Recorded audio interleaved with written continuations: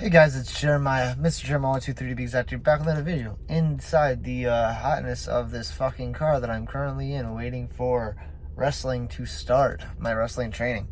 I thought might as well have 13 minutes until it starts. Might as well go through my WWE Money in the Bank 2023 predictions.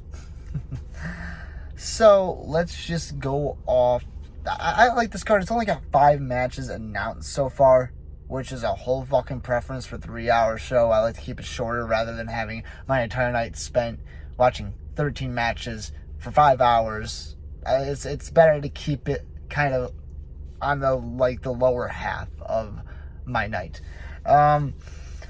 So let's go into the men's Money in the Bank ladder match. We got Ricochet facing Shinsuke Nakamura, LA Knight, Santos Escobar, Butch, Damian Priest, and Logan Paul. And if Logan Paul fucking wins, I feel like it's the same thing that we've been having, where it's like Austin Theory and Brock Lesnar randomly coming in when they didn't qualify and when it was just last minute and winning.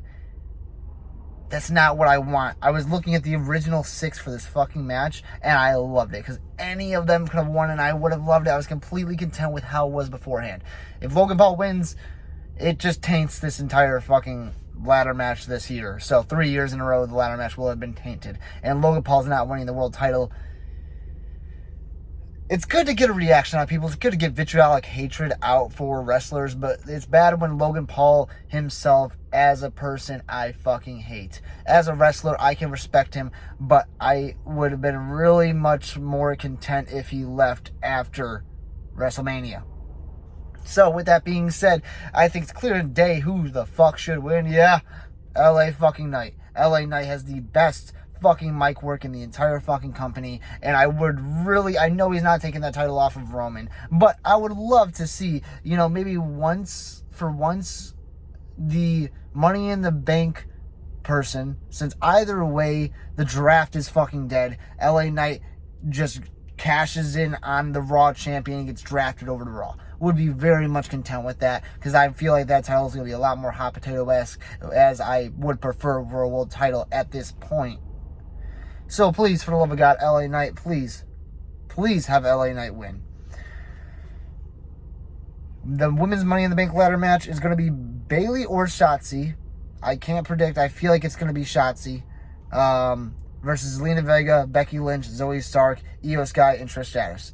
Now, with Becky Lynch, Zoe Stark, and Trish Stratus already having this feud going on, I feel like it doesn't need the Money in the Bank in there to continue it on.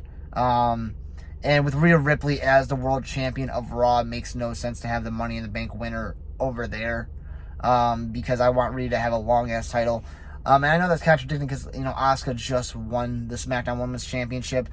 But I feel like, I don't know. I feel like with the winner, I think, should be Io Sky, just based off of storyline purposes of Damage Control possibly breaking up. I feel like it makes sense to have Io Sky win it, so Bayley gets jealous, and there's the storyline point.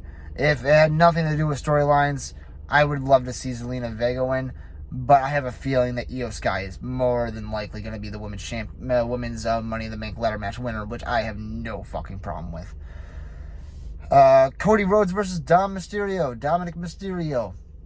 I can't wait to see this match. Really cannot wait to fucking see this match, just to see the reactions. You have the very over baby face of Cody Rhodes and the very much hated Dominick Mysterio.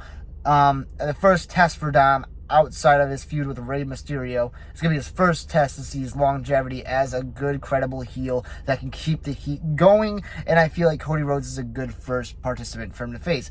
Obviously, Cody Rhodes is going to fucking win. Obviously.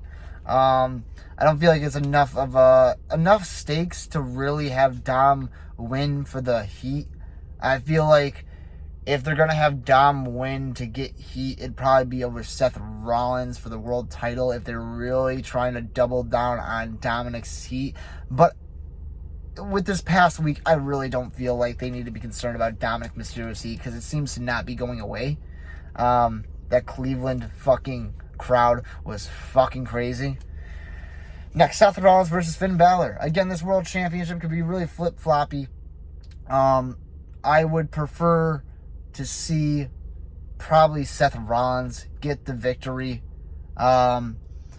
because while I feel like this title should go hand to hand, I still feel like having Seth Rollins win this champion, I feel like he has to have some more actual open challenges and cement himself as this person willing to have open challenges. And having a heel Finn Balor win the championship is going to kind of cut that open challenge market entirely. So it makes no sense for the marquee of this world championship being an open challenge, defending it every week, to have a heel win it. That just would not make sense at this juncture. And the final match that is currently on the card, could change, could have a pre-show match I don't know about, but it's going to be the Sunday, so I have no concerns. The Bloodline Civil War, Roman Reigns and Solo Sikoa facing off against the Usos, the greatest fucking storyline of this generation. Honest to fucking God, it's been going on for 3 years, and it still has legs, and it's still very intriguing. If anything, it's gotten way more intriguing within this past year because of Sami Zayn. So, now, while I feel like... Sorry, I'm in a parking lot. While I feel like Roman kind of lost... Did he lose? I feel like at the last juncture, it was Roman Reigns and Solo Sikoa versus Kevin Owens and Sami Zayn. Yeah, he lost. To have him win 2 pay-per-views in a row doesn't seem like anything to really bet on.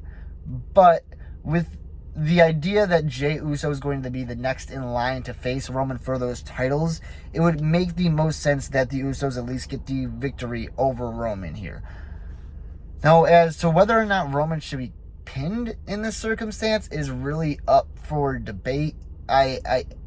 Mostly because he hasn't been pinned 3 years. And if he were to get pinned, it would make sense for Jey Uso to be the one to pin him. So in any case, if anyone was going to pin him in any way before he lost those titles, it makes sense for Jey Uso to do so. So that we can set up for the next pay-per-view for Jey Uso to face off against Roman Reigns and potentially win it. But yeah, this Money in the Bank card is actually looking really fucking good. Really fucking good. As long as they don't have Logan Paul winning it, maybe they can start redeeming the Money in the Bank briefcase. For the love of God. Please, again, I have to restate that. But yeah, I have no fucking complaints. It doesn't look like there's going to be a single match on this card that doesn't have some intrigue to it. If you really want to go really heavy on debating wise, maybe the women's Money in the Bank. Because we don't have a real defined person to win. But again, at that juncture, it's just nitpicking. But yeah, I have only 5 minutes left until wrestling. So with that being said, thank you guys so much for watching this video. I hope to do more of these in the future. I appreciate you guys so fucking much, and I hope you have a good day. See ya.